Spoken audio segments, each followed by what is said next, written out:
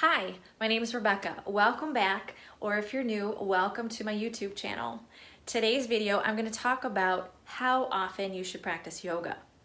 I get this question all the time from new students. I don't know why it's really a question, but I don't know. So I'm going to answer it today.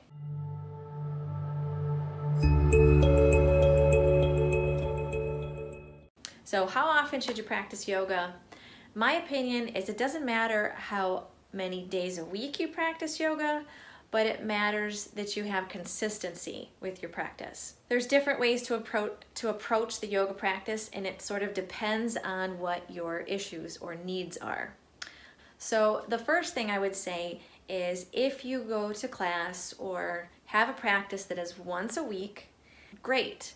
If you do that consistently every week over the course of 6 months, 8 months, something like that, you will notice a difference. You will definitely notice a difference in your flexibility. You may notice a difference in your sleep. You may start to notice a difference in the way you approach your daily life. You may not get as angry. You know, some of those effects will start to happen, but it has to be with a regular practice. And what I find is that people that only come to yoga once a week, many of them, not all of them, some of them are, they've been doing this for years, but I would say most of them that are just coming once a week often skip a week or 2 weeks.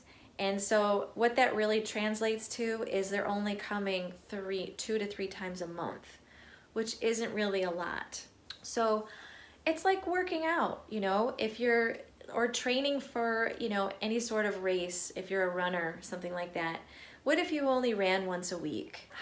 What's that really gonna do for you? I mean, it'll be more helpful than not running at all, but you could do better. So same is true for yoga. So I would say if you're a beginner and you're just starting out, once a week, if that's what fits in your schedule, but go every week, be consistent.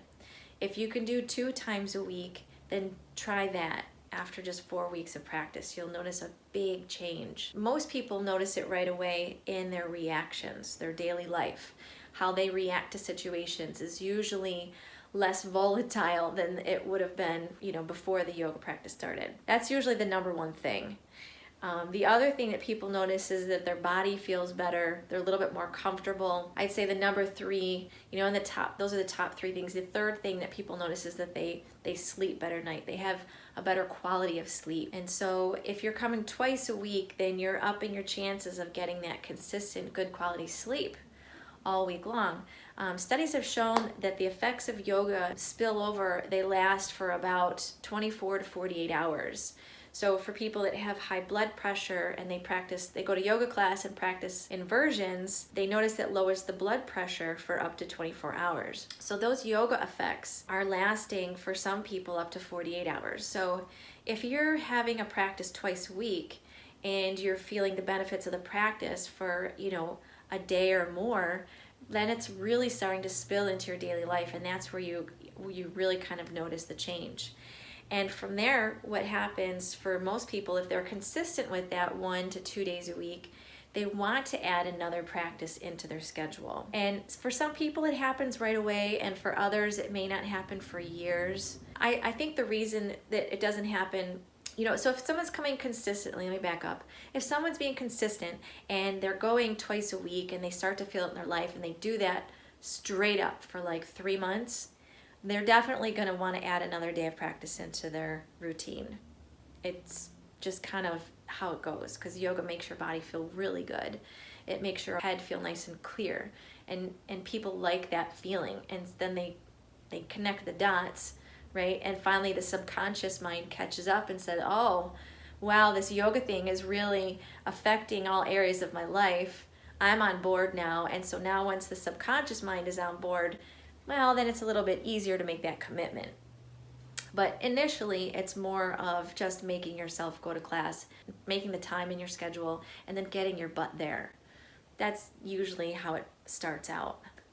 And then once people start practicing like 3 days a week, that's when things really start to kind of, the personality starts to change a little bit, because they find a place of equanimity. They're not so much on that roller coaster of emotions that most people have throughout the day.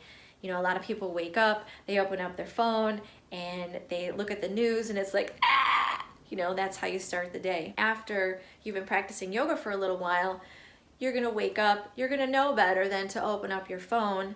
You'll go do your morning routine, and sometimes at that point people have added a meditation practice into their morning routine or a breathing exercise. And so that just kind of sets the tone for the day. By the time you open up your phone and look at the news or the emails or text messages or whatever it is, you're just not so ruffled by it. You've already set the tone for your day, which is that, you know, equanimity, that kind of a bigger, broader understanding of things as they come your way.